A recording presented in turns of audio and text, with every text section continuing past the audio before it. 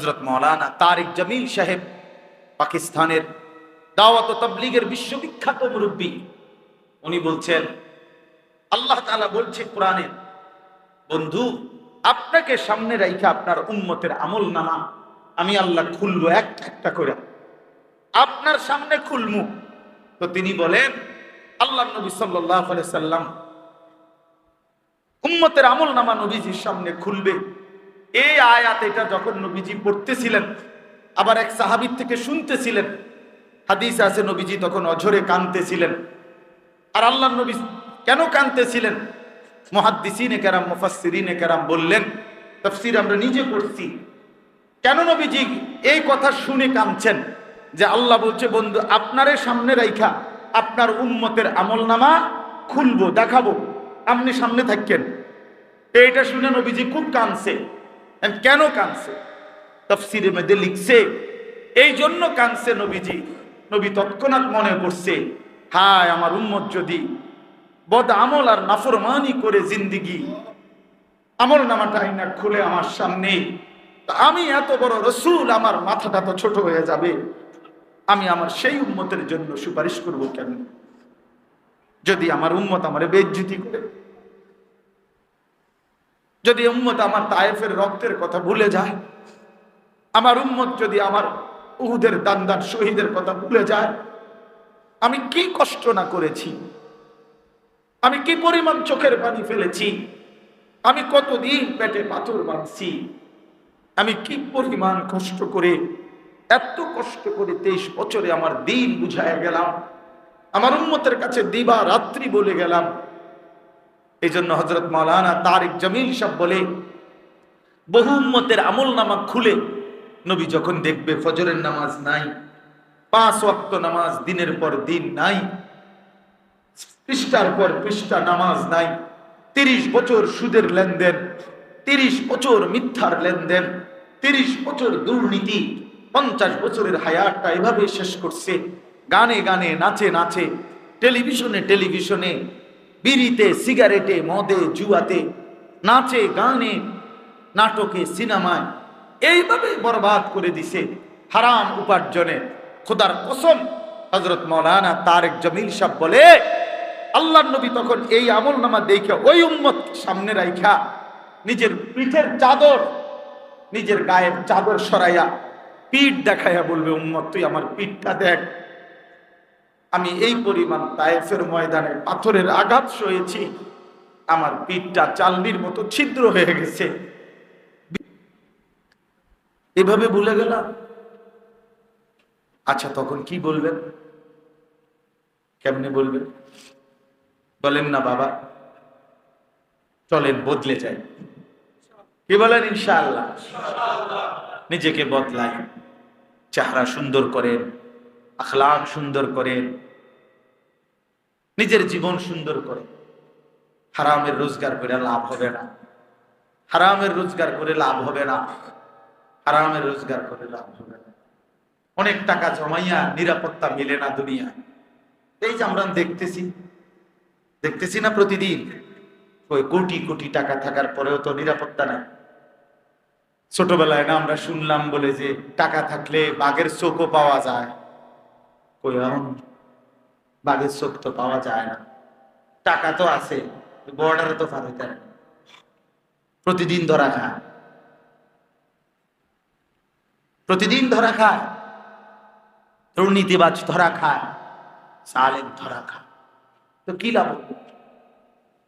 সবক নেন, শুধু শুধু শুধু শুধু এই দুনিয়া নিয়ে কামরা কামরি না করে চলেন সবাই মিলে মালিককে রাজি।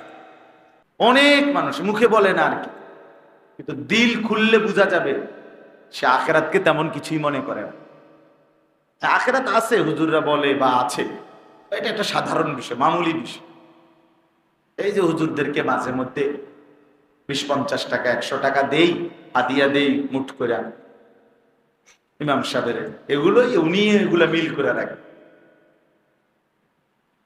বেহেশত এটা ইমাম সাহেব ঠিকঠাক করে রাখে, আর বেহেশত তো ইমাম সাহেবের আব্বার সম্পত্তি, ঠিক না? কি বলেন? বেহেশত তো ইমাম সাহেবের বাপের সম্পত্তি না, তো এই কিছুটা খামখেয়ালি, মানে আখেরাতকে সামান্য মনে করছে, অথচ দুনিয়া সামান্য, আখেরাত অনেক বড়। আখেরাত অনেক, প্রস্তুতিও অনেক বড়, মেহনতও অনেক বেশি, জিম্মাদারিও অনেক বেশি। দুনিয়া একদমই সামান্য। রাসূলুল্লাহ সাল্লাল্লাহু আলাইহি ওয়াসাল্লাম বলেন, একটি সাগরের মধ্যে কেউ যদি আঙ্গুল ডুবায়, তো আঙ্গুলের অগ্রভাগে যেটুকু পানি লাগে এটুকু হলো দুনিয়া, আর বাকি সাগরের সব পানি আখেরাত। আখেরাত কত লম্বা! আল্লাহ তাআলা কোরআনুল কারীমের মধ্যে বলছেন, বান্দা আযাব আসবে হাসরের ময়দানে, যেদিন আসবে সেই দিন মিকদারুহু ৫০,০০০ সানা, শুধু হাসরের ময়দানের বিচারের একদিন আল্লাহ বলছে ৫০,০০০ বছর। একদিন বিচার কার্য একদিনে না, মানে বিচার কার্য হবে কতদিন সেটা আল্লাহই জানে, বাকি একদিন হলো ৫০,০০০ বছর। এবার যদি ২ দিন হয় ১,০০,০০০ বছর, যদি ৩ দিনে বিচার শেষ হয় তো ১,৫০,০০০ বছর, এভাবে হিসাব। আল্লাহ তাআলা বলছে, فَكَيْفَ تَتَّقُونَ إِن كَفَرْتُمْ يَوْمًا يَجْعَلُ الْوِلْدَانَ شِيبًا। আল্লাহ তাআলা বলেন, আমার বান্দা তুমি যে নাফরমানি করতেছো কি বুঝছো? আসলে তুমি কি মনে করে আমি আল্লাহর নাফরমানি করছো? فَكَيْفَ تَتَّقُونَ إِن كَفَرْتُمْ, তুমি যে নাফরমানি করছো সেদিন কেমনে বাঁচবা? আল্লাহ বলতেছে কেমনে বাঁচবা? ইয়াউমা ইয়াজআলুল বিলদানা শিবা, যেদিনের মুসিবত একদিনে এক কোলের বাচ্চাকে বৃদ্ধ বানায় ফেলে। মানুষ বলে না যে ভাই আমার এই এক পেরেশানি আমার চুল দাড়ি সাদা করে দিয়েছে, চুল পাকা ধরছে। আল্লাহ তাআলা বলেন কোরআনের আয়াত, সূরা মুজাম্মিলের আয়াত, কি মনে করছো বান্দা, তুমি জানো একদিন বাচ্চা বুড়া হয়ে যায়, এতটা পেরেশান। আমি একটা কিতাবে পড়ছি, উর্দু কিতাবে, মোটা, মৌত কে পুর আসরার ওয়াকিআত, অর্থ হলো মৃত্যুর বিভিন্ন চিন্তাকর্ষক ঘটনা যেগুলো দিলের মধ্যে আসর করে। তো ওই কিতাবের মধ্যে আছে একটা ঘটনা, এমনি তাফসীরের মধ্যে আছে, ইব্রাহিম আলাইহিস সালামের আগে, ইব্রাহিম নবীর আগে কোনো মানুষ যত বৃদ্ধই হইতো চুল দাড়ি সাদা হইতো না। সর্বপ্রথম চুল দাড়ি সাদা হওয়া মানে বৃদ্ধের চিহ্ন, এটা শুরু হয়েছে ইব্রাহিম আলাইহিস সালামের মাধ্যমে। আউয়ালু মান শাবা ইব্রাহিম, সর্বপ্রথম যিনি বৃদ্ধের ছাপ, চুল দাড়ি সাদা হওয়া শুরু হয়েছে ইব্রাহিম আলাইহিস সালাম। এর আগের মানুষরা আদম আলাইহিস সালাম, নূহ আলাইহিস সালাম এবং উনাদের বংশধররা, তাদের কারো চুল দাড়ি যত বয়সী হোক, ৯০০ বছর হোক আর ৬০০ বছর হোক, বুড়া হোক, চুল দাড়ি এরকম কি হতো না, সাদা হতো না। আচ্ছা, তো ওই কিতাবের মধ্যে আছে, এবং আপনারাও জানেন ঈসা আলাইহিস সালামের একটা মুজিজা ছিল, ঈসা নবীর, যে তিনি আল্লাহর হুকুমে একেবারে যত প্রাচীনে হোক কবর থেকে আল্লাহর হুকুমে আল্লাহর নাম বললে ওই কবরের ব্যক্তি, তিনি যখন বলতেন কুম বিইذনিল্লাহ, আল্লাহর হুকুমে দাঁড়াও, তো কবর থেকে দাঁড়াইতো। এটা ঈসা আলাইহিস সালামের একটা মুজিজা ছিল, আল্লাহই দিছেন এটাও। তো এখন এই একদিন উনি উনার ঈসা নবী উনার কওমের লোক বনি ইসরাইলদেরকে দেখাইলেন হযরত নূহ আলাইহিস সালামের একজন সন্তান, তার মানে ঈসা নবীর থেকে হাজার হাজার বছর পূর্বে এই নূহ আলাইহিস সালামের একজন সন্তানের কবরের সামনে দাঁড়িয়ে ঈসা আলাইহিস সালাম ওই সন্তানকে লক্ষ্য করে বললেন কুম বিইذনিল্লাহ, তুমি আল্লাহর হুকুমে দাঁড়াও। তখন তিনি দাঁড়াইছেন, কবর থেকে দাঁড়াইছেন, লোকেরা দেখছে ওনাকে। তো দেখতে গিয়ে ঈসা আলাইহিস সালাম একটা জিনিস খেয়াল করছে যে এই নূহ আলাইহিস সালামের এই লোক বংশধরটার চুল দাড়ি সাদা। এখন ঈসা আলাইহিস সালাম ওনাকে প্রশ্ন করলেন যে তোমার তো চুল দাড়ি সাদা হইবার কথা না, কারণ চুল দাড়ি তো প্রথম সাদা হইতে শুরু করছে ইব্রাহিম আলাইহিস সালামের জামানা, এরপর থেকে।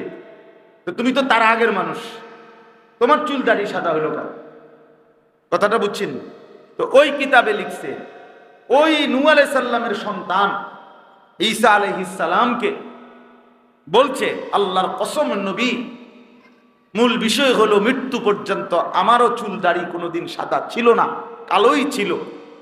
তো মালাকুল মউত আজরাইল আমার যখন রূহ কবজ করে, ওই জান কবজের কষ্টটা এতটা কষ্ট ছিল, সাকরাতুল মউত, মৃত্যুর যন্ত্রণা, ওইটুকুর যন্ত্রণায় আমার চুল দাড়ি সাদা হয়ে গেছে। এই কথাটা বলতে চাচ্ছে, এইটুকুর যন্ত্রণায় আমার চুল দাড়ি সাদা হয়ে গেছে। এরপরে তো বাকি রয়েছে, এরপরে তো কবর, এরপরে তো হাসর, এরপরে তো পরকাল।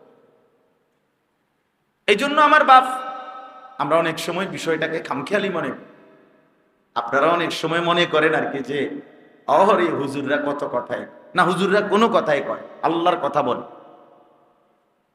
আপনি ফাইজলামি সবখানে করেন, বেয়াদবি সবখানে করতে নেই। অসংখ্য কথার কারণে বান্দার ঈমান চলে যায়, বেঈমান হয়ে যায়, কুফরি হয়। আর কোন ব্যক্তি যদি কুফরি করে, এরপরে যদি এক কুঠি আমলও করে, কোনো লাভ নেই, সেটা কাউন্ট হবে না। কারো যদি ঈমান চলে যায়, তাইলে পরবর্তী সারা পৃথিবীও যদি সে দান করে দেয় যে এত বড় মহানুভব ব্যক্তি, না না, সেটা ইবাদত হিসাবে, আমল হিসাবে কি হবে না, ঈমান জরুর, ঈমান জরুর। এই জন্য আপনাদের কাছে প্রথম কথা এটা, ইসলাহি মজলিসের মূল ফিকির কি? এই আমাদের এই ছোট ছোট মজলিস, অনেকেই আছে অনেক ওই হুজুরে শুধু এইটাই কইল, আরো কত কথা আছে সেটা কইল না। না, এক বসাতে, এক ঘন্টাতে সারা পৃথিবীর সব প্রয়োজন বলতে হবে, এটা কোনো যুক্তির কথা না, ঠিক না? বলে আমাদের নবী সাল্লাল্লাহু আলাইহি ওয়াসাল্লাম তাহলে 23 বছর লাগাইয়া বললেন কেন? উনি তো একদিন সকালে ফজরের পরে বইয়া পরের দিন দুপুর পর্যন্ত টানা সব বলে ফেললেই তো সার, যে যা যা বলার বলে দিছি যাও। তাহলে এক বসাতেই সব বলতে হবে। আমি এই বছর হজ্জে 2.5 ঘন্টা একদিন আসরের পরে হজের প্রশিক্ষণ, সৌদি আরব মক্কা 3টা হজ এজেন্সি মিল্লা তারা একসাথ করে এক হোটেলে হজ্জের প্রশিক্ষণের ব্যবস্থা করছে আর কি। তা আমি আসর থেকে প্রায় মাগরিবের পূর্ব পর্যন্ত আমি হজ্জের এগুলো বলছিলাম। তো আরব দেশে আসর থেকে মাগরিবের টাইম গ্যাপ বেশি, এখানে প্রায় 2.5 ঘন্টার উপরে কথা বলছি। তো বললাম যে কারো কোনো প্রশ্ন আছে? তা না, একজনে আমারও বলতেছে আমাদের বাংলাদেশে, যদি এত কিছু বললেন, ইসলাম প্রতিষ্ঠার কথা বললেন না। গেলাম বাইরে, কি কইলেন, মানে কি লগে কি মিলাইলেন? আমারে আনছে এখানে 2 দিন পরে আমাকে হজ সামনে, হজের প্রশিক্ষণ দেওয়ার জন্য। আপনি এটা কি কইলেন মাঝখান দিয়ে? এই মানে কিছু মানুষের মাথাতে এটা যে সব কিছু এখন বললো না কেন, না, সবকিছু একসাথে 1 ঘন্টায় বলা সম্ভব না, যৌক্তিক না। তাহলে ইসলাহি মজলিস এটা মানে কি? তাই মানে হলো বিশ্বাস করেন মূল ফিকির হলো নিজের ফিকির। ইসলাহি মজলিস মানে হলো নিজেকে সংশোধন করা, নিজেকে সংশোধন করা। ইসলাহ মানে সংশোধন করা, নফস মানে নিজেকে, ইসলাহে নফস। এটার সমস্ত বুজুর্গরা, পীর মাশায়েখরা, আউলিয়ায়ে কেরামরা যুগে যুগে এই কাজটাই করছে, এখনো করে। কেউ যদি ভণ্ডামি করে তো এই ভণ্ড সব লাইনে আছে, ভণ্ড ভণ্ডই। আপনি এই কারণে পুরা সম্প্রদায়, পুরা গোষ্ঠী, পুরা কাজ, পুরা প্রকল্পকে আপনি কি দিতে পারেন না, বাদ দিতে পারেন। কোন ডাক্তার 2 নম্বরই করছে তাই বলে ডাক্তারের জাতে এরুম এ কথা বলা যাবে, এটা কোনো যুক্তির কথা না। ইঞ্জিনিয়ার বলতেই এমন, এটা কোনো কথা না। হুজুররাই এরুম না মিয়া, হুজুররাই এরুম। আপনার সামনে হয়তো একজন পড়ে গেছে, হতেই পারে, হতেই পারে। তো ফিসাবরা এ রুমে না, এ রুমে না, এ রুমেই না, আপনি এটা বললে হবে। বরং যুগে যুগে আউলিয়ায়ে কেরাম, মাশায়েখ, সালেহীন, আল্লাহর প্রিয় বুজুর্গ বান্দারা কি করছেন? মানুষের আত্মা, অন্তরাত্মা, ভিতর সংশোধনের কাজ করেছে। এইটারেই ইসলাহে নফস বলে, তাজকিয়া বলে, আত্মশুদ্ধি বলে, আধ্যাত্মিকতা বলে, পীর মুরিদি বলে, যেটাই বলে একই কথা। এটা কোরআনুল কারীমের মধ্যে 4টা আয়াত আছে, যে 4 আয়াতে আল্লাহ তাআলা আমাদের প্রিয় নবী সাল্লাল্লাহু আলাইহি ওয়াসাল্লামের 3টা মৌলিক দায়িত্ব বলছেন। নবীজির পৃথিবীতে 23 বছরে 3টি দায়িত্ব ছিল প্রধানতম। 1, তিলাওয়াতে কোরআন, কোরআনুল কারীমের তেলাওয়াত। উম্মতকে কোরআনের তেলাওয়াত শিখাইছেন নবী, নিজেও তেলাওয়াত করছে। 2, ওয়ায়ুযাক্কিহিম, এই সমস্ত সাহাবীদের দিল, অন্তরাত্মা, ভিতরটা উত্তম গুণাবলীতে পবিত্র করেছেন, মন্দ স্বভাবগুলো দূর করেছেন, মন্দ স্বভাবগুলো দূর করেছেন। সারাক্ষণ নজর রাখছেন যেই সাহাবীর যেই ত্রুটি ওটা ধরায় দিছে, ধরায় দিছে। এক সাহাবী বলছেন ওনার গোলাম কালো, হাবশি গোলাম, তো ওনার কালো গোলামকে উনি একটা বিষয়ে রাগ করছে, রাগ করে বলছে ইয়াবনা সাউদা, এই কালো বেড়ির ফুট, এই কথাটাই শুধু বলছে। আল্লাহ নবী সাল্লাল্লাহু আলাইহি ওয়াসাল্লাম বলছেন ইন্নাকা মরউন ফিকা জাহিলিয়া, ওই সাহাবীকে বলছে তোমার মধ্যে এখনো জাহিলিয়াতের বদভ্যাস আছে, তুমি এই লোকটাকে তুচ্ছ করলা কেন? সে কালো বেটির পুত হইলে কি এই জন্য তাকে এভাবে বলতে হবে? এই সংশোধন করছে, বড় ছোট প্রত্যেককে সংশোধন করছে। এক সাহাবী ওনার গোলামকে খুব ধমকাইতেছিলেন, কৃতদাসকে, কোনো এক ভুলের কারণে। আল্লাহ নবী সাল্লাল্লাহু আলাইহি ওয়াসাল্লাম পিছন দিয়ে আসতে আইসা দাঁড়াইছে, দাঁড়াইয়া নবীজি হালকা আওয়াজে বললেন তুমি তার উপরে যেটুকু ক্ষমতা দেখাচ্ছ, তোমার আল্লাহ তোমার উপরে তার চাইতে বেশি ক্ষমতাবান। তুমি যেমন তার এই ছোট্ট অপরাধটা এভাবে ধরলা, তোমার অসংখ্য অপরাধ যদি তোমার আল্লাহ ধরে তোমার কি অবস্থা? তো তিনি পিছন দিকে, মানে পিছনের দিকে তাকাইয়া দেখলেন আল্লাহ নবী সাল্লাল্লাহু আলাইহি ওয়াসাল্লাম, তো সাথে সাথে বললেন ওয়াল্লাহি ইন্নাহু লাহুর, ইয়া রাসূলুল্লাহ, আল্লাহর কসম আমি তাকে আজাদ করে দিলাম। নবীজি বললেন যদি এটা না করতা তো জাহান্নামের আগুন তোমাকে ধরে ফেলত। লাউলাম তাফআল লা ফাহাতকান্না, এভাবে ছোট্ট। আবার দেখেন 5 বছরের সাহাবী হুসাইন, নবীজির আপন কলিজার টুকরা হাসান নাতি, মসজিদে নববীর বারান্দা থেকে সদকার খেজুর, মান্নতের খেজুর, এটা মুখে দিয়ে খাইয়া ফেলছে। নবী সাল্লাল্লাহু আলাইহি ওয়াসাল্লাম সাথে সাথে বলছে কাখ কাখ, ওয়াক ওয়াক, মানে ফেলো ফেলো, এটা ফেলো, ফেলে দিছে মুখের থেকে। এরপরে বুকের কাছে আইনা বলছে আমা তাআলাম ইন্না লা নাকুলু সাদাকা, তুমি কি জানো না আমরা সাদাকা খাই না? নবী বংশ, নবীর বংশ, হাশিমি বংশের জন্য মান্নতের জিনিস খাওয়ার কি নাই, অনুমতি নাই, এটা আল্লাহ তাআলার পক্ষ থেকে নিষেধ। এই দেখেন, ইচ্ছা করলে 5 বছরের নাতি একটা খেজুর খেয়ে ফেলছে, ঠিক আছে, উনি ঘর থেকে 10টা খেজুর এনে দিতে পারতেন।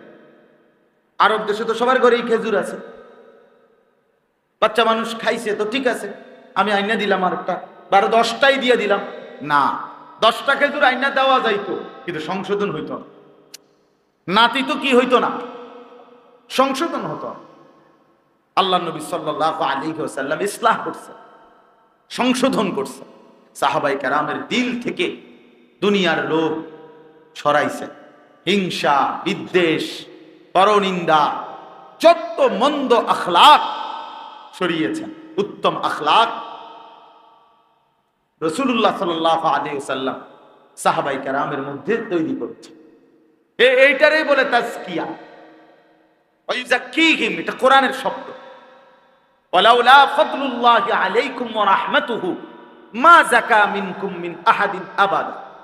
আল্লাহ বলেন, আল্লাহর দয়া যদি কারো উপরে না হয় তাহলে কেউই নিজেই নিজেকে পবিত্র করতে পারবে না। না না, আল্লাহর দয়া লাগবে। ওয়ালাকিন্নাল্লাহা ইউযাক্কি মান ইয়াশা। আল্লাহ বলেন, তিনি আল্লাহ যাকে ইচ্ছে করেন তাকে পবিত্র করে থাকেন। এজন্য ভদ্রতা, পবিত্রতা, সৌন্দর্যতা, এটা আপনার এই সমস্ত জেনারেল কোনো বই দিয়ে হয় না। চ্যালেঞ্জ করলাম, কোন জেনারেল কোন বইতে আখলাক শিখার মতো সিস্টেম নাই। আখলাক শুধুই কোরআন থেকে শিখতে হবে, আখলাক শুধুই রাসূলুল্লাহ সাল্লাল্লাহু আলাইহি সাল্লাম থেকে শিখতে হবে। আলো শুধুই কোরআনে, আলো শুধুই রাসূলুল্লাহ সাল্লাল্লাহু আলাইহি সাল্লামের জীবনে। হ্যাঁ হ্যাঁ, কোরআন বিহীন, রাসূলুল্লাহ সাল্লাল্লাহু আলাইহি সাল্লামের সুন্নাত বিহীন 7টা মহাদেশের যত ডিগ্রি যদি সবগুলো কারো কান্দে থাকে, কারো পকেটে থাকে, তারপরেও সে ডিগ্রিওয়ালা হয়েছে কিন্তু আলোওয়ালা হয়। চ্যালেঞ্জ করলাম, আলো শুধুই কোরআন, শুধুই কোরআন, এই প্রত্যয়। আলো শুধুই রাসূলুল্লাহ সাল্লাল্লাহু আলাইহি সাল্লামের হাদিস। এজন্য আপনি কিংবা আপনার সন্তান, ছেলে কিংবা মেয়ে, নারী পুরুষ, আল্লাহর কোরআন থেকে কিছু নেয় নাই জীবনের পাথেও। সে যত সুন্দর কথাই বলুক আপনার দৃষ্টি, যত পরিপাটি হয়েই থাকুক না কেন, উত্তম আখলাক, আলোকিত মানুষ হতে পারে নাই, পারবে না।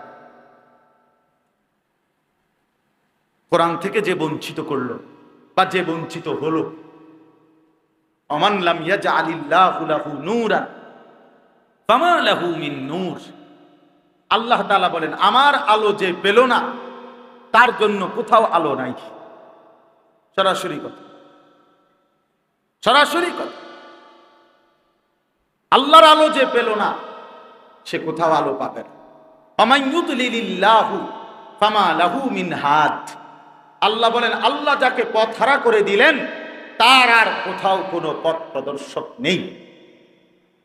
না ভাইয়া, না বাবা, বিশ্বাস করে। আজকে বহু মুসলমান বুঝতেই চান না, এ কথাটাই সহজ, এই কথাটা বুঝতে চান। রাসূলুল্লাহ সাল্লাল্লাহু আলাইহি ওয়াসাল্লামের অনুসরণ, নবীজি সাল্লাল্লাহু আলাইহি সাল্লাম থেকে ভদ্রতাটা নেওয়া, সৌন্দর্যটা নেওয়া, ডিজাইনটা নেওয়া, নবীজির চলন বলন, আচরণ, উচ্চারণ, আখলাক, সৌন্দর্য রাসূলুল্লাহ সাল্লাল্লাহু আলাইহি সাল্লাম থেকে দেওয়া, এই কথাটাই হাজারো মুসলমানের মাথার ঢুকানো গেল, বুঝানো গেল। চেহারা সুরতে প্রতিনিয়ত নিজেকে আল্লাহর নবী সাল্লাল্লাহু আলাইহি সাল্লামের বিরুদ্ধাচরণ করা, এর উল্টো সাজা, এটাকেই তিনি স্মার্ট মনে করতেছে, হ্যান্ডসাম মনে করতেছে, সুন্দর মনে করতেছে।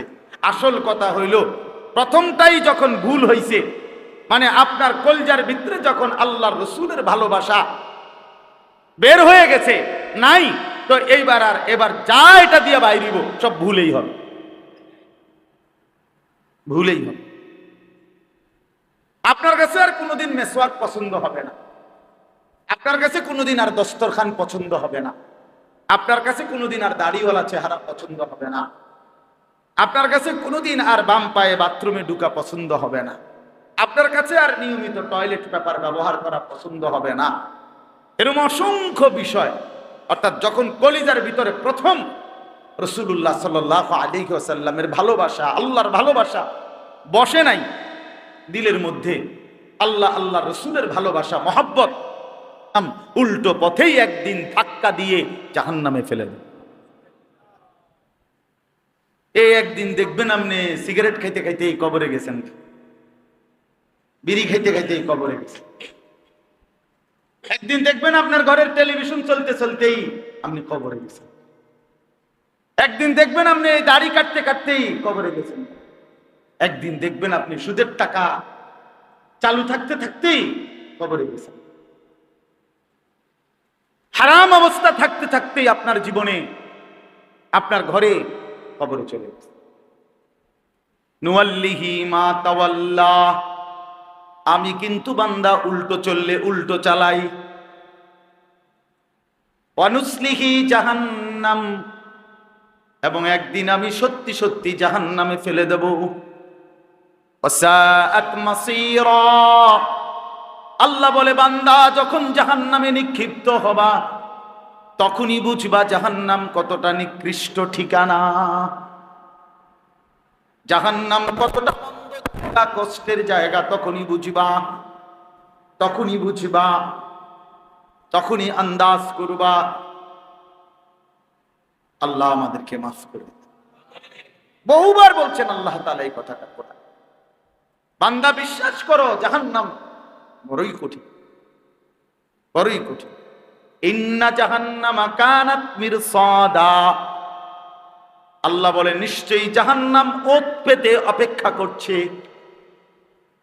লিত্তাগিনা মাআবা, প্রতিটা তাগী সীমা লঙ্ঘনকারীর জন্য অপেক্ষা করছে।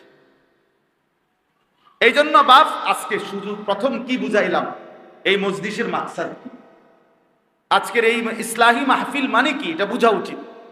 অনেকেই বুঝেন ইসলাহে মাহফিল মানে হইল ইসলাহে নফস, আত্মসংশোধন, নিজেকে সাজানো, নিজেকে গড়ে তোলা, নিজেকে সাজিয়ে তোলা। আমার চুল, আমার লেবাস, আমার পোশাক, আমার আচরণ, আমার উচ্চারণ, আমার কথা, আমার চলন, আমার বলন, আমার রাত, আমার দিন, আমার সকাল, আমার দুপুর, আমার একাকী, আমার প্রকাশ্য, আমার ঘর সংসার, স্ত্রী সন্তান, আমার বাজার ব্যবসা, আমার আয় উপার্জন, আমার রাষ্ট্র পরিচালনা, আমার ক্ষমতা, আমার দেশ, আমার জাতি, আমার রাজনীতি, সর্বকিছুতে আমি আল্লাহ এবং তার রসুলের আনুগত্য করব। আমি করব, গোটা পৃথিবী উল্টে যাক, গোটা পৃথিবী না করুক। আল্লাহ নবী সাল্লাল্লাহু আলাইহি ওয়াসাল্লাম বলছেন, হযরত হুযায়ফা রাদিয়াল্লাহু তাআলা আনহুকে, একজন সাহাবী হুযায়ফা, ওনারে বলছে ওয়ালাউ আন তাআদ্দা বি আসলি শাজারাতিন, বলছে সাহাবী প্রয়োজনে গাছের শিকড় কামড়াইয়া হইল, একাকী তুমি একাই গাছের শিকড় কামড়াইয়া হলো, আমার রেখে যাওয়া দিনকে ধরে রাখবা, গোটা পৃথিবী উল্টে যায়। উনি জিজ্ঞেস করছে, ইয়া রাসূলুল্লাহ, আমি যদি চলার পথে, দিন মানার ক্ষেত্রে, জীবন চলার পথে যদি কাউকেও না পাই তখন আমি কি করব? আমার সাথে কেউ নাই। তখন নবীজি বলছেন এই কথা, প্রয়োজনে তুমি গাছের গোড়ালি কি করো, কামড়াইয়া ধরো, শিকড় আঁকড়াইয়া ধরো, তবুও ছাইরো না ইসলাম, তবু আল্লাহকে ছাইরো না, তবু আল্লাহকে ছাই, আল্লাহকে ছাড়া যায় না, ঈমান ছাড়া যায়। হযরতে আসিয়া, ফেরাউনের স্ত্রী, পৃথিবীর এত বড় গাদ্দার কাফের, তার ঘরে তিনি, কিন্তু আল্লাহর প্রতি তার ঈমান এতটা মজবুত ছিল। আপনারা জানেন ফেরাউন হযরতে আসিয়াকে এই পরিমাণ জুলুম নির্যাতন করছে ঈমান ছেড়ে দেওয়ার জন্য, করতে করতে শেষ পর্যন্ত ফেরাউন যাকে চূড়ান্ত শাস্তি দিত, তো তার চূড়ান্ত শেষ শাস্তির নিয়ম ছিল, যাকে ফেরাউন চূড়ান্ত শাস্তি দিত তার সারা শরীরের মধ্যে পেরেক মারত, তার কাটানি কন বা পেরেক, পেরেক বোঝেন তো না, এই তার কাটা পেরেক মারত। কোরআন শরীফে আছে, ফেরাউনের উপাধি ছিল ফিরআউনা দিল আওতাদ, পেরেক ফেরাউন। অনেক সন্ত্রাসীদের নামের মধ্যে এরকম থাকে, চাইনিজ অমুক, কাটা রাইফেল অমুক, পিস্তল অমুক, বুঝেন না? আমাদের দেশেও তো আছে এরকম অনেকের নামের আগে ওনার জীবনের অর্জন, ওনাকে মানুষ স্মরণ করছে, পৃথিবীতে উনি স্মরণীয়। তো আল্লাহ তাআলা বলছে ফেরাউন হলো পেরেক ফেরাউন, ফিরআউনা দিল আওতাদ, আওতাদ বানাইলো পেরেক। হযরত আসিয়াকে পেরেক মারছে সারা শরীরের মধ্যে, রক্ত বেয়ে বেয়ে পড়ছে। এই সময়ে হযরত আসিয়াকে ফেরাউন বলছে, আসিয়া এবার ঈমান ছেড়ে দাও। তা আমরা তাফসীরের মধ্যে পড়ছি, হযরত আসিয়া বলছে, ফেরাউন তুমি জানো না রাজপ্রাসাদ ছেড়ে দেওয়া যায়, রানীর মর্যাদা ছেড়ে দেওয়া যায়, সমস্ত সমস্ত দুনিয়া ত্যাগ করা যায়। তুমি তোমার মতো বাদশার স্ত্রীর মর্যাদা আমি ছেড়ে দিলাম, প্রাসাদ ছেড়ে দিলাম, গোটা দুনিয়া ছেড়ে দিলাম। তো তুমি জানো না ফেরাউন, আল্লাহর কসম ঈমান ছাড়া যায় না, আল্লাহকে ছাড়া যায় না, আল্লাহকে ছাড়া যায় না। যে কলিজায় আল্লাহর মহব্বত ওইটা বাদ দেওয়া যায়। কোরআন শরীফে আছে। এরপরে ফেরাউন বলছে তার বাহিনীকে যে এই বাঁধা অবস্থায়, পেরেক মারা অবস্থায় আসিয়ার উপর থেকে আসিয়ার শরীরে একটা বড় পাথর ফেলো যাতে সে মরে যায়। ঠিক এই টাইমে হযরত আসিয়া যখন বুঝছে ওনাকে এখন মেরে ফেলবে, শহীদ হবে তিনি, তখন তিনি আল্লাহ তাআলার কাছে বলছেন, একটা দোয়া করছেন। এই পৃথিবীতে একমাত্র উনি ফেরাউনের স্ত্রী এই দোয়া, আর কেউ করে নাই কোনোদিন, আর কেউ করে নাই আল্লাহর কাছে। এমন আশ্চর্য একটা দোয়া করছে আল্লাহ তাআলা, হুবহু সেই দোয়াটা কোরআনে উল্লেখ করছে, রব্বি বিনি লি ইনদাকা বাইতান ফিল জান্নাহ। আসিয়া বলছে, আল্লাহ আমি জীবন দিয়ে দিচ্ছি এখন আপনার জন্য, তবে আমার শেষ ফরিয়াদ, আমি জান্নাতে আপনার সাথে একটা ঘর চাই, আপনার লগে আমার একটা ঘর দেন আপনার সাথে। এই কথাইটা পৃথিবীতে কেউ কোনোদিন বলে না, আসিয়াই একমাত্র। ঈমান ছাড়া যায় না বন্ধু, আল্লাহকে বাদ দেওয়া যায় না। কলিজায় যার ঈমান আছে, যে মুমিন, সে আল্লাহকে বাদ দিবে কেন? বাদ দিবে কেন বল? ফেরাউনের ৭০,০০০ জাদুকর, ফেরাউনের মুসা আলাইহিস সালামের এক সাপের লাঠির যেই সাপ হইয়া সবটা খাইয়া ফেলছে, ওরা এই মুআজিজা দেখে ৭০,০০০ জাদুকর একসাথে সেজদা দিয়ে কালেমা পড়ে মুসলমান হয়ে গেছে। তো ফেরাউন তাদেরকে বলছিল, তোমরা আমার না জিজ্ঞেস করে আমার খাইয়া পইরা এতদিন, এখন ঈমান আইনা ফেললা, আমি তোমাদের সবগুলোরে খেজুর গাছের মধ্যে টাঙ্গাইয়া এরপরে তোমাদের হাত পাও কাইটা তোমাদেরকে হত্যা করব। ওয়ালা উসাল্লিবান্নাকুম ফি জুযুআইন নাখ, আমি তোমাদেরকে হত্যা করব, কোরআন শরীফে আছে। তখন দেখেন মাত্র ঈমান আছে, মানে এই মাত্র কালেমা পড়ছে, এর 10 মিনিটও হইছে না, এই সময়ে ফেরাউন এই ধমক দিছে।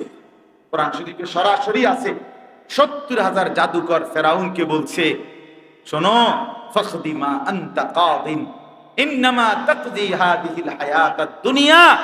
এই ফেরাউন বেটা, তোর যা মন চাই তুই তাই কর, যা করতে পারবি তা তো দুনিয়ার এই দেহের উপরে করবি বেটা। তো করলে কর, হত্যা করেই দেখ, জীবন নিয়েই দেখ, জীবনটা দেব, সোজা মাওলার জান্নাতে চলে যাবে। কি করবি বেটা? এই দেহের উপরেই তো শেষ পর্যন্ত কিছু জুলুম অত্যাচার করবি, এরপরে জান চলে গেলে আম করে আর পাইবা কই? এরপরে তো আমরা চলেই যাবো জান। এই মুমিন বাপ, কলিজার মধ্যে ঈমান আল্লাহ তাআলা তাৎক্ষণিক পাহাড়ের মতো ঈমান দিয়েছে।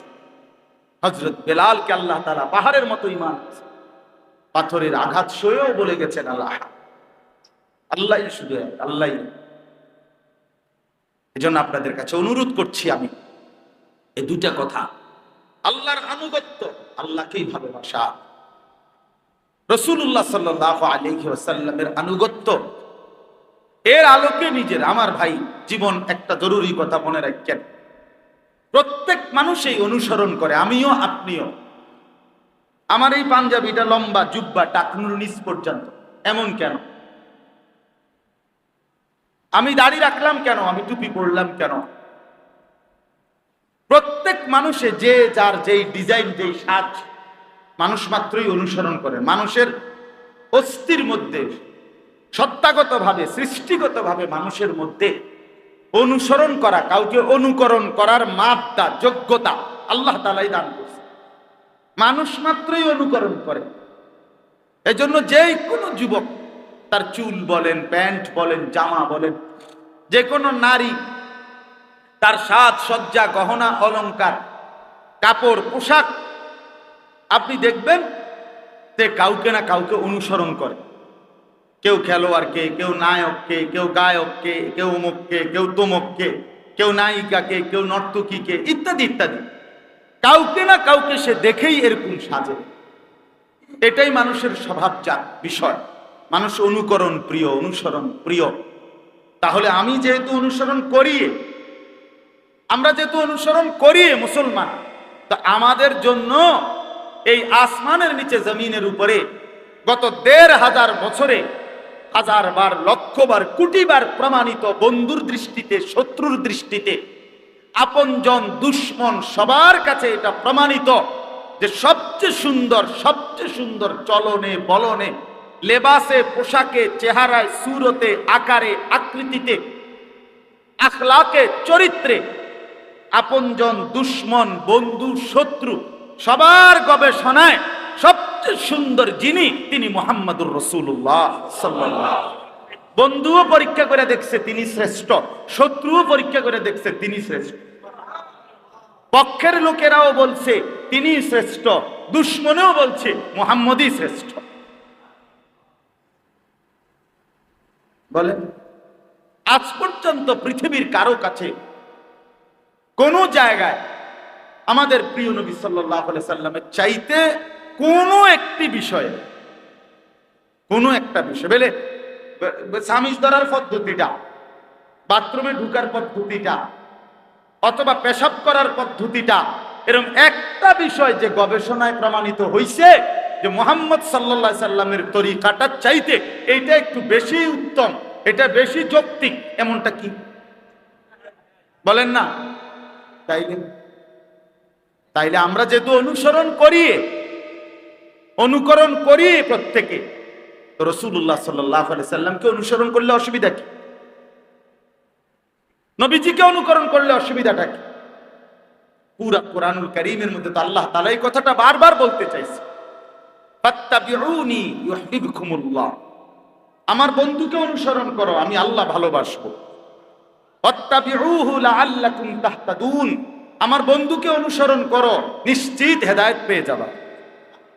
ফাল্লাযীনা আমানু বিহি ওয়া আযযারুহু ওয়া নাসারুহু ওয়াত্তাবাউন নূরাল্লাযী উনজিলা বিহি, আল্লাহ তাআলা বলেন, যারা আমার বন্ধুর প্রতি ঈমান আনবে, আমার বন্ধুকে সম্মান করবে, আমার বন্ধুর কাজে, দ্বীনের কাজে সাহায্য করবে, এবং আমার বন্ধুর উপরে নাযিলকৃত কোরআনকে যারা অনুসরণ করবে, উলাইকা হুমুল মুফলিহুন, তারাই হবে সফল, কামিয়াব, কৃতকার্য, জান্নাতি। আরো কত আয়াত, আরো কত আয়াত। তাহলে এই জন্য আজকে যে আয়াতটা পড়ছি, এবারে এই আয়াতের কথাটা শুনেন, তাইলে আমার কথা শেষ। আপনাদের কাছে আমি আমার সাধ্যের সবটুকু এটা দিয়ে বুঝাইতে চাইছি, ইসলাহি মজলিস মানে নিজেকে সাজানোর মজলিস। বলেন কি? নিজেকে, এটা খুব দরকারি, খুব ফায়দা। ছোট মজলিসে বললে মনোযোগ থাকে ভালো। এই আপনারা যে এখন এনে বসছেন, মনোযোগ দিয়ে শুনতেছেন, তো বলতে সুবিধা, শুনতেও সুবিধা। বুট, মুড়ি, বন, বিড়ি, চা, বিস্কুট, ছটপুড়ি, তারপরে আপনার বেলুন, ফটকা, ফোলা মাইয়া, দৌড়াদৌড়ি, উড়াউড়ি, ওই বড় মাহফিলে এই 4 ভাগের 3 ভাগ কাম হেনে জায়গা। আমরাই যাই বড় মাহফিলে, কিন্তু ওইখানে কি এই জাতীয় ঝামেলাটা বেশি। ছোট্ট মজলিসে, ইসলাহি মজলিস ছোট মজলিস, এখানে কথা বলা যায় সুবিধা, শুনতেও সুবিধা, হৃদয়ে পৌঁছে। এজন্য আপনাদের কাছে অনুরোধ, ছোট্ট সরিষর হোক, যখনই সুযোগ হয় 2 মাসে 3 মাসে মাঝে মাঝে আপনারাও আপনাদের মসজিদে এরকম ইসলাহি মজলিস করার চেষ্টা করবেন। আল্লাহ তৌফিক দান করেন। চলেন এই আয়াতটা শুনে নেবা, 69 নম্বর আয়াত। 5 নাম্বার পারা, 4 নাম্বার সূরা, সূরা নিসা। এই আয়াতটা কেন নাজিল হলো, এটার একটা শানে নুজুল আছে ছোট্ট, এটা হইলে এটা তর্জমা করলে বুঝবেন। আমাদের প্রিয় নবী সাল্লাল্লাহু আলাইহি ওয়াসাল্লাম তিনি একদিন নবীজির সামনে, ওনার একজন হাবশী সাহাবী নবীজির সামনে এসে বসছেন। হাবশী মানে হলো কালো, নিগ্রু সাহাবী, একদম কুচকুচে কালো। হাবাসা, আবিসিনিয়া, আফ্রিকার অঞ্চল, এখনকার মানচিত্রে বলে ইথিওপিয়া। ইথিওপিয়া এই দেশটা। তো এই হযরত বেলাল রাদিয়াল্লাহু তাআলা আনহু যে এলাকার হাবশী, এই হাবশী একজন সাহাবী, কালো কুচকুচে কুৎসিত চেহারা। তিনি একদিন নবী সাল্লাল্লাহু আলাইহি সাল্লামের সামনে বৈশা নবীজিকে বলতেছেন, ইয়া রাসূলুল্লাহ, আমার একটা বিষয় জানার ছিল। আল্লাহ নবী সাল্লাল্লাহু আলাইহি ওয়াসাল্লাম বললেন, বলো। তো তিনি বললেন, ওই হাবশী সাহাবী, ইয়া রাসূলুল্লাহ, প্রথম কথা হলো বাহ্যিক সৌন্দর্য আপনার সারা দেহের মুবারকের মধ্যে, আপনার সমস্ত শরীর দেহ মুবারক আলাদা আলাদা এবং একত্রে, এই বাহ্যিক সৌন্দর্য এতটাই শ্রেষ্ঠতম সৌন্দর্যে আমার সাথে আপনার বাহ্যিক সৌন্দর্যের কোনো তুলনাই চলে না। আমি কালো নিগ্রু। 2 নাম্বার হলো আভ্যন্তরীণ যে সৌন্দর্য, অন্তরাত্মার যে সৌন্দর্য ভিতরে, সেই সৌন্দর্য ঈমান, ইলম, হিকমত, তাকওয়া, সবর, বিভিন্ন উত্তম যে গুণাবলীগুলো, এগুলো আপনি সর্বশ্রেষ্ঠ, আপনার সাথে আমার কোনো তুলনা চলে না। তাহলে বাহ্যিক সৌন্দর্য আপনার সাথে আমার তুলনা নাই, আভ্যন্তরীণ সৌন্দর্য আপনার সাথে আমার কোনো কি নাই, তুলনা না, কারোই নাই তুলনা। রাসূলুল্লাহ সাল্লাল্লাহু আলাইহি ওয়াসাল্লামের সৌন্দর্যের সামনে কারো সৌন্দর্যের কোনো তুলনা হয়? হয়। রাসূলুল্লাহ সাল্লাল্লাহু আলাইহি ওয়াসাল্লাম হাদিসের মধ্যে আছে, নবীজি বলছেন, গোটা সৃষ্টির অর্ধেক সৌন্দর্য আল্লাহ তাআলা ইউসুফ আলাইহিস সালামকে দান করছে, আর বাকি অর্ধেক গোটা মাখলুকাতকে আল্লাহ দান করছে। ওই বাকি অর্ধেক দিয়েই ফুল এত সুন্দর, পাখি এত সুন্দর, মাছ এত সুন্দর, মানুষ এত সুন্দর, আসমান চাঁদ এত সুন্দর। আর বাকি অর্ধেক পুরা কার কাছে আছে? ইউসুফ আলাইহিস সালামের কাছে আছে। তো আরবি ভাষার একটা নিয়ম হলো, মুতাকাল্লিম বক্তব্যের মধ্যে উপস্থিত থাকে না। অর্থাৎ আরবি ভাষায় এটা একটা সিস্টেম যে আল্লাহ রাসূল সাল্লাল্লাহু আলাইহি সাল্লাম এটাই বুঝাইতে চাইছেন যে এর এক তাফসীর, একটা অর্থ হলো ইউসুফকে আল্লাহ অর্ধেক সৌন্দর্য দিছেন, বাকি অর্ধেক গোটা মাখলুকাতকে দিছেন। তাহলে আমি রইলাম না, আমি তো মুতাকাল্লিম, মানে নবীজি নিজে, তিনি বুঝাইতে চাইছেন এখানে অর্ধেক ওইখানে অর্ধেক, মুহাম্মদ পুরাটা সাল্লাল্লাহু আলাইহি ওয়াসাল্লাম, তিনি পুরা সৌন্দর্যের অধিকারী। বাহ্যিক দিক থেকেও, আভ্যন্তরীণ দিক থেকে, জামালেও তিনি মুকাম্মাল, কামালেও তিনি মুকাম্মাল। অর্থাৎ বাহ্যিক সৌন্দর্যও তিনি সবচেয়ে সুন্দর, আভ্যন্তরীণ সৌন্দর্যও তিনি কি সবচেয়ে সুন্দর, সবচেয়ে সুন্দর। কত সাহাবীর বর্ণনা আছে, পূর্ণিমার চাঁদের দিকে বারবার তাকাইয়া, নবীজির চেহারা মুবারকের দিকে তাকাইয়া বলছে যে আল্লাহর কসম নবী, আপনি পূর্ণিমার চাঁদের চাইতেও বেশি সুন্দর। হযরত কাব ইবনে মালিক বলেন, আমি যখন নবীজির চেহারা মুবারকের দিকে তাকাইতাম, মনে হতো যেন চাঁদের একটা টুকরা ওই পবিত্র চেহারা। এরকম অনেক বর্ণনা আছে।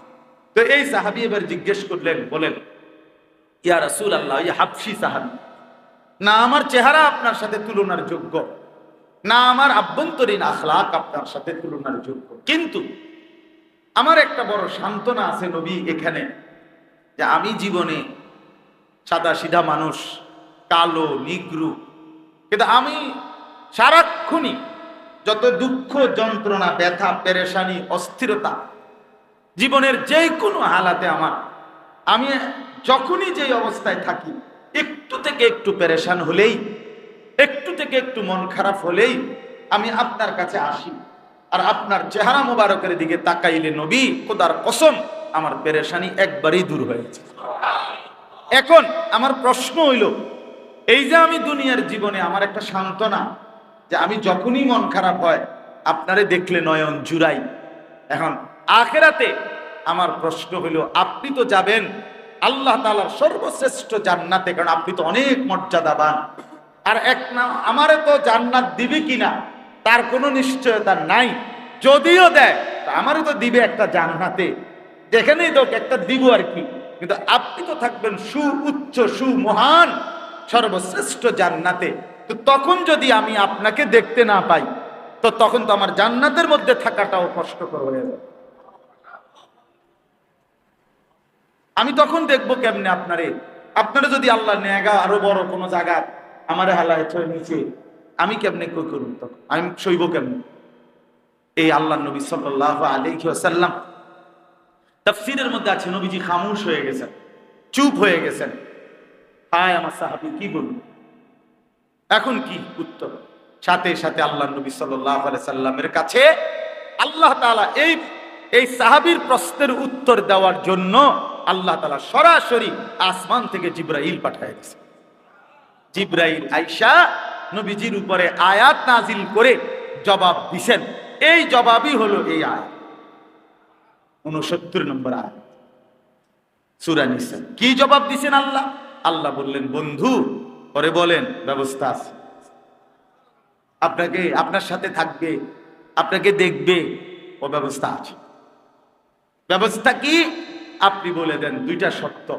আমান ইউতিল্লাহ ওয়ার রাসূল, যে বা যারা আল্লাহ এবং আপনি রাসূলের আনুগত্য করবে, অনুসরণ করবে, আমি আল্লাহ ওয়াদা দিলাম, ফাউলাইকা মাআল্লাযীনা আনআমা আল্লাহু আলাইহিম মিনান নাবিয়্যিন, তারা এক নম্বরে আপনি রাসূলের সাথেই থাকবে। এবার শুনেন, শুধু আপনি না বন্ধু, আদম থেকে ঈসা সমস্ত নবীদের সাথে। এবার আরো বলে দেন, শুধু নবী না, বরং নবীদের পরে যারা উম্মতের মধ্যে সর্বশ্রেষ্ঠ তাদেরকে বলে সিদ্দিক, সিদ্দিকদের সাথে থাকবে। আরো বলে দেন, যারা আল্লাহর রাস্তায় জীবনভর শহীদ হয়েছে যুদ্ধের ময়দানে, তাদের সাথে থাকবে। আরো বলে দেন, আমার প্রিয় নেককার বান্দা যারা যুগে যুগে, তাদের সাথে থাকবে। এবার কেমন লাগবে? ওয়া হাসুনা উলাইকা রাফিকা। আল্লাহ বলেন তো বন্ধু, এরা বন্ধু হিসাবে কতই না চমৎকার, কতই না চমৎকার।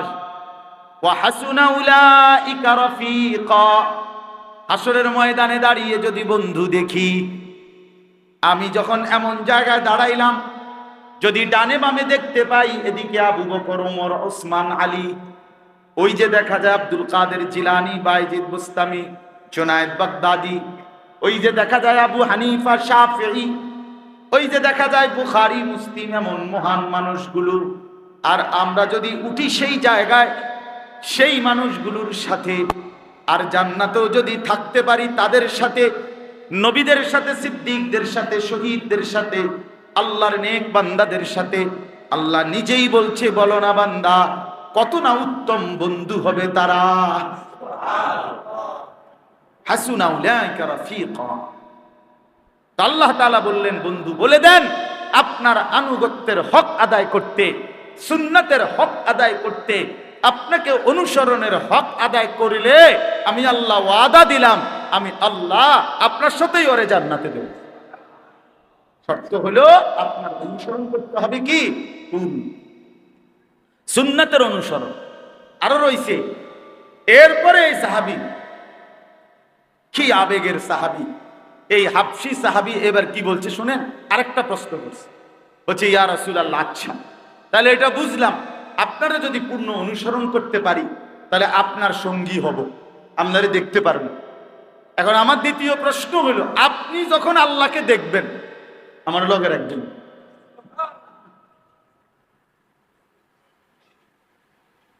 কারণ আমরা আল্লাহরে দেখা আমগর লগে দিদার, আর আমনেরে দেখা দেওয়া আমি জানি এটা আলাদা। ওই সময় আমার লগে রাখবেন না, এটা এইটা তাফসীর। আপনি যখন আল্লাহকে দেখবেন তখন আমারে সাথে রাখবেন নি। তাফসীরের মধ্যে আছে, নবী সাল্লাল্লাহু আলাইহি সাল্লাম বললেন, আমি ওয়াদা দিলাম আমি তখনও তোমাকে সঙ্গে রাখবো। এই তাফসিরে আছে এই সাহাবী এই কথাইটা শুন না একটা চিৎকার দিয়া বেহুশ হইয়া পড়ে গেছে, আর কোনোদিন জাগে নাই, ওইখানে ইন্তেকাল করছে। নিকল যায় দম তেরে কদমোं के नीचे यही दिल की हसरत यही दिल की आरज़ू है। হে প্রিয়তম, আপনার কদমের নিচে জীবন দিয়ে দিলাম, এটাই তো দিলের তামান্না ছিল, এটাই সারা জিন্দেগীর আফসোস ছিল, এটাই আফসোস ছিল।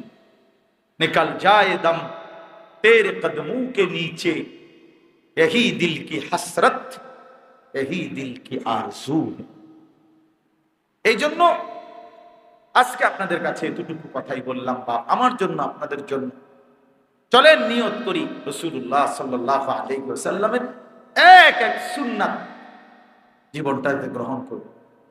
সেই সকালবেলা ঘুম থেকে উঠেন, তো ঘুম থেকে উঠে টয়লেট বাথরুমের শুরু থেকে নবী সাল্লাল্লাহু আলাইহি সাল্লামের সুন্নাতকে অনুসরণ করেন। কেন এর উল্টো হবেন?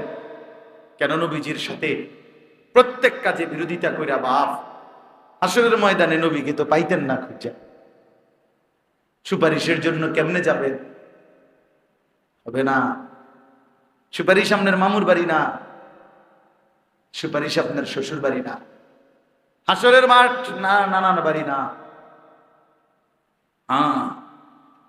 আল্লাহর রহমত, আল্লাহর দয়া, পুরো দিন মানা যদি তৌফিক না হয় তো রাসূলুল্লাহ সাল্লাল্লাহু আলাইহি সাল্লামের সুপারিশ কেমনে মিলবে?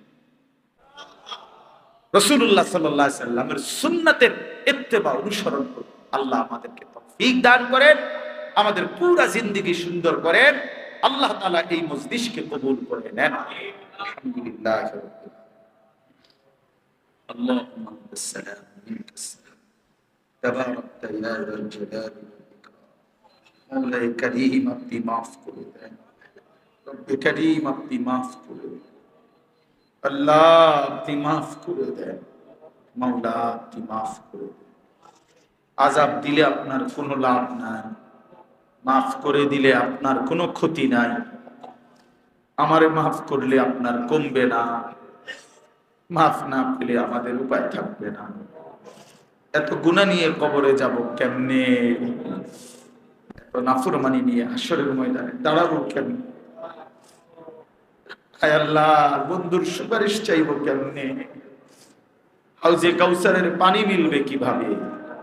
আপনি মাফ করে দেন, আজই মাফ করে দেন, এখনই মাফ করে দেন, আপনার ঘরে বসেই মাফ করে দেন।